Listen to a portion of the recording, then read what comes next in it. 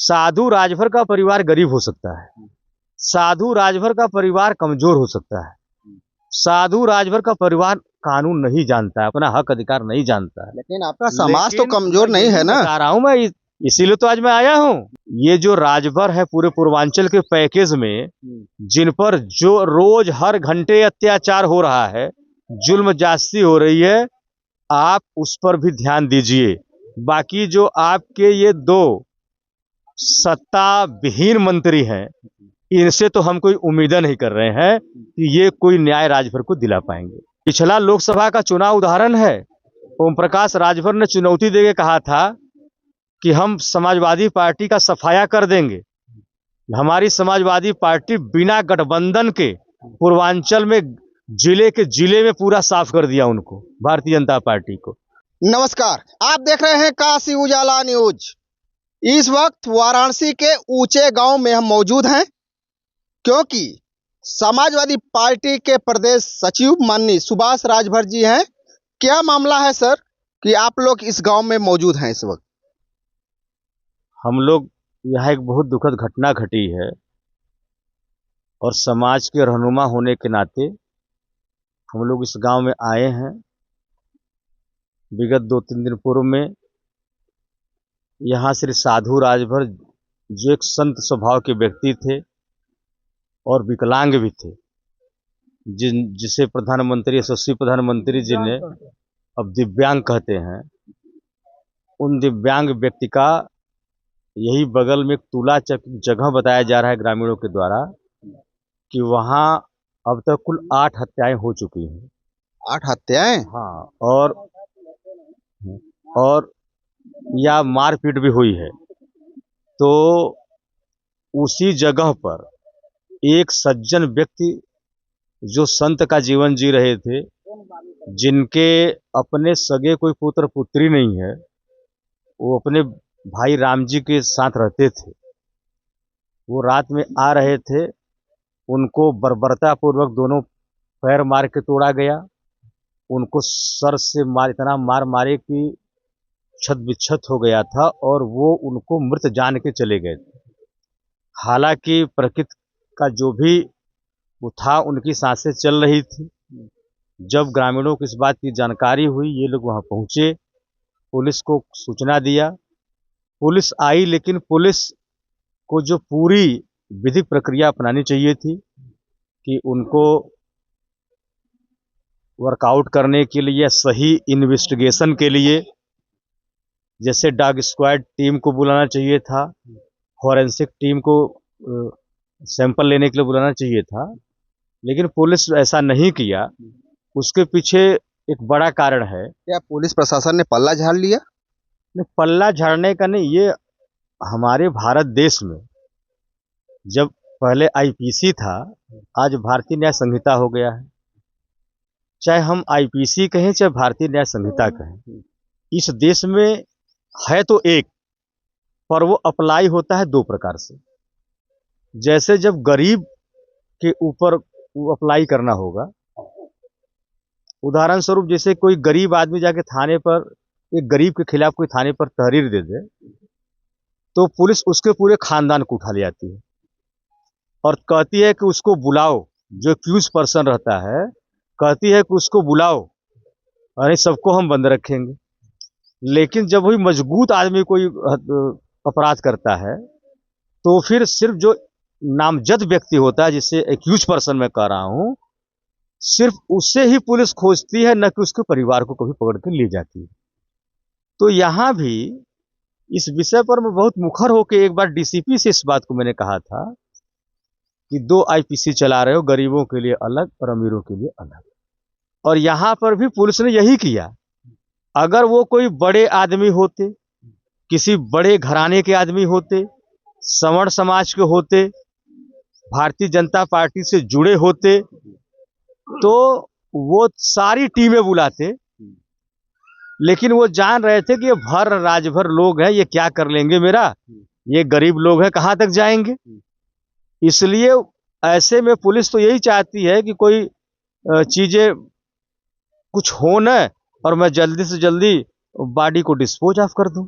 तो इसीलिए पुलिस जो है जो लीगल प्रोसीडिंग करनी चाहिए थी पुलिस ने नहीं पूरा किया, और उसका खामियाजा ये भुगतना पड़ेगा इस परिवार को कि वह अंतिम अपराधी तक पहुंच नहीं पाएगा जिसने एक्चुअल अपराध किया है, क्योंकि तमाम नमूने और सबूत नहीं लिए गए हैं। और क्या जल्दबाजी थी पुलिस वालों की? हाँ, बिल्कुल जल्दबाजी थी। एक्चुअली पुलिस हमेशा, जो थानाध्यक्ष होता है वो, अगर क्राइम होते भी हैं, अपराध होते हैं, बलात्कार होते हैं, मैं बता दूं कि इस समय भारत देश में जब से 2014 से भारतीय जनता पार्टी की सरकार बनी है, 80% क्राइम के तो एफआईआर होते ही नहीं है। 20% क्राइम के एफआईआर होते हैं, 80% के नहीं होते हैं। उसी तरीके से ये साधु राजभर जी के साथ है।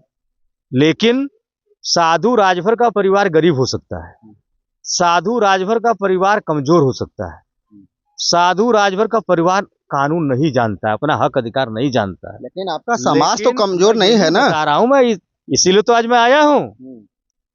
ये बता तो दूं कि अब हम डॉक्टर सुभाष राजभर, ब्रजेश राजभर, हम लोगों ने तो मन बना लिया है कि हम अपने समाज को संरक्षण विहीन नहीं रहने देंगे। जिस भी विधानसभा में, जिला में, पूर्वांचल में, जहां जहां इस तरह से राजभरों के साथ और अन्य पिछड़ी जातियों, अनुसूचित जाति, जनजातियों के साथ जब भी जुल्म ज्यादती इस तरह की होगी, हम लोग तन मन धन से खड़ा रहेंगे। और आपने देखा है तमाम जगहों पर मैं खड़ा रहा हूं, ब्रिजेश भी खड़ा रहे हैं। तो इस घटना की जानकारी मैं बता दूं कि मुझे 11 तारीख 10 को मैं दिल्ली गया था, अवलेशपुर की घटना में जो बुलडोज किया गया राजभरों का 50 घर, उसमें एसएलपी दाखिल करने के लिए मैं गया था। 11 तारीख को मैं एयरपोर्ट पर था, मेरी फ्लाइट 3:05 की थी, पर वो डिले होते होते 10 बजे रात को उड़ान भरी। उसी समय ये खबर मुझे लगा और 12:30 बजे रात में घर आया। सुबह मैंने पता किया कि निधन हो गया, और मैं सीधे यहाँ ऊंच गांव में न आकर के पोस्टमार्टम हाउस गया था।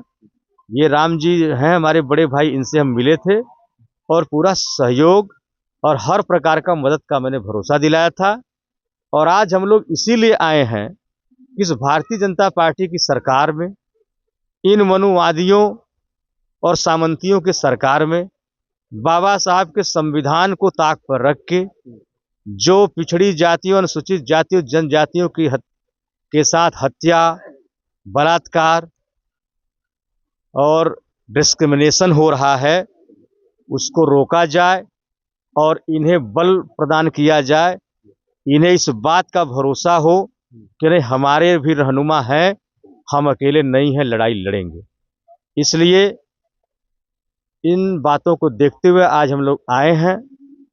एसओ लोहता से मेरी बात हुई है, उन्होंने राम जी के प्रत्यावेदन पर 307 लगाया है। आज शाम तक उन्होंने कहा है कि पोस्टमार्टम रिपोर्ट आ जाएगी और मैं पोस्टमार्टम रिपोर्ट का मैं खुद स्टडी करूंगा और जितनी अधिक से अधिक धाराएं बन सकती हैं उन धाराओं को बढ़वाया जाएगा, और साथ ही साथ वो अपराधी जरूर से जरूर उनको सजा मिले, उस पर भी काम किया जाएगा। और इस राजभर परिवार को न्याय मिले, इस राजभर परिवार को नौकरी मिले। और जिस तरीके से बाबा मुख्यमंत्री कुछ जाति विशेष के लोगों को, यहाँ तो न्याय जाति के आधार पर मिल रहा है, अगर कंपनसेशन दिया जा रहा है, क्षतिपूर्ति दी जा रही, तो जाति के आधार पर दिया जा रहा है। अगड़ा है तो 1 करोड़, पिछड़ा है तो 20 लाख। इस तरह का जो डिस्क्रिमिनेशन चल रहा है, राजभर है तो कुछ नहीं। तो ये मैं आपके चैनल के माध्यम से माननीय मुख्यमंत्री से मांग करूंगा कि जिस प्रकार आप महाराजा सुहेलदेव के नीतियों पर सरकार चलाने की बात करते हैं, तो महाराजा सुहेलदेव तो 10वीं शताब्दी में पैदा हुए और 10वीं शताब्दी के अंत में स्वर्गवासी हो गए, लेकिन उनके संतति, ये जो राजभर है पूरे पूर्वांचल के पैकेज में, जिन पर जो रोज हर घंटे अत्याचार हो रहा है, जुल्म ज्यादती हो रही है, आप उस पर भी ध्यान दीजिए। बाकी जो आपके ये 2 सत्ता विहीन मंत्री हैं, इनसे तो हम कोई उम्मीदें नहीं कर रहे हैं कि ये कोई न्याय राजभर को दिला पाएंगे। तो क्या आपका समाज समझ रहा है? हमारा समाज एकदम से समझ गया है। पिछला लोकसभा का चुनाव उदाहरण है। ओम प्रकाश राजभर ने चुनौती देके कहा था कि हम समाजवादी पार्टी का सफाया कर देंगे। हमारी समाजवादी पार्टी बिना गठबंधन के पूर्वांचल में जिले में पूरा साफ कर दिया उनको, भारतीय जनता पार्टी को। तो ओम प्रकाश राजभर का कहीं ग्राउंड पर कोई वजूद नहीं है। ये तो भारतीय जनता पार्टी के ऑक्सीजन से जी रहे हैं। और खुद समाजवादी पार्टी जब इनसे 22 में गठबंधन कर लिया था, हालांकि चुनाव के बीच में झगड़ा भी हो गया था, हम लोग उस बात को नहीं खोलना चाहते थे उस समय। तो ये नेता हाकते इतना क्यों हैं? ये नेता एक्चुअल में संस्कार विहीन नेता है, संवेदना विहीन नेता है। और जो नेता संवेदना विहीन हो, संसदीय परंपरा का जिसे ज्ञान न हो, वह इस तरीके से हाकेगा। हम नहीं हाकते। देखिए, समाज में उतने बात कहिए जितना आप कर सकते हैं। आप वो बात कतई न कहिए जो आप नहीं कर सकते। दूसरी बात, ऐसी वाणी भी मत निकालिए जिससे कि समाज में उत्तेजना पैदा हो जाए और समाज के हमारे युवा कोई गलती कर जाए। तो ओम प्रकाश राजभर इसी तरीके का बयान देते हैं जिससे कि हमारा राजभर समाज के नौजवान उद्वेलित हुए गलती कर जाए। जैसे शुरुआत में जब पार्टी का ये गठन कर रहे थे तो ये कहते थे कि अगर बहुजन समाज पार्टी वाला वोट मांगने राजभर नेता आ जाए तो उसका अपने घर में हमारी महिलाओं से कहता था वो कि तुम्हारे जो हंसुआ रखते हो जिससे गेहूं काटती हो, उसी हंसुआ से उस राजभर का पेट फाड़ देना। अगर इस तरीके का उन्मादी बात बोलोगे तो चलो 10 महिला नहीं समझ पाएंगी, लेकिन उसमें से कोई एक भी उस बात को क्लिक करके उठा लिया तो पता चला ब्रजेश राजभर का, सुभाष राजभर का लादा फाड़ दिया।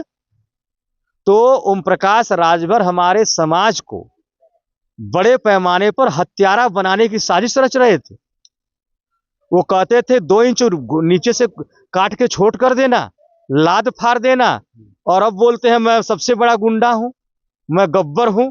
हालांकि 16 में गब्बर का क्या धस्य हुआ था, मैंने ये एक बार उनको कहा था और आज दोबारा कह रहा हूं कि आप 16 के गब्बर हो। और 16 पिक्चर बहुत चली थी, इसमें सब लोग देखा होगा, गांव वाला सुपर हिट पिक्चर जो आज भी चलती है। उसमें गब्बर का इतना बुरा हाल हुआ था कि एक दोनों हाथ का कटा हुआ व्यक्ति पैर के जूतों में कील वाला जूता पहन के जूतों मार के उसको मार डाला था। पूरा गांव पत्थर से मार के उसको मार दिया। तो यही हस्र आज राजभर समाज इतना ज्यादा आज ओम प्रकाश राजभर से नाराज है, उद्वेलित है। अभी उन्हीं के पार्टी के इसी समाज में हमारे 2-4 लोग मिले हैं। उन्होंने कहा है कि मैं आज उस पीले गमछे को फूंक दूंगा और हम लोग परित्याग कर दूंगा। देखिए सामने ये कह रहे हमारे पिताजी, ये कह रहे हैं कि आज ये गमछा फूंक के त्याग देंगे। तो राजभर समाज ओम प्रकाश राजभर को एकदम थूकने के लिए तैयार है और इनकी हैसियत बताएगा। इनकी हैसियत मैं जानता हूं, अपने घर हैंडपंप लगाने की इनकी हैसियत नहीं थी। मार्किन का 10 रुपया मीटर का कुर्ता पैजामा पहन के घूमते थे। ये हमारे गरीब राजभर से चंदा ले लेकर के राजा बना है।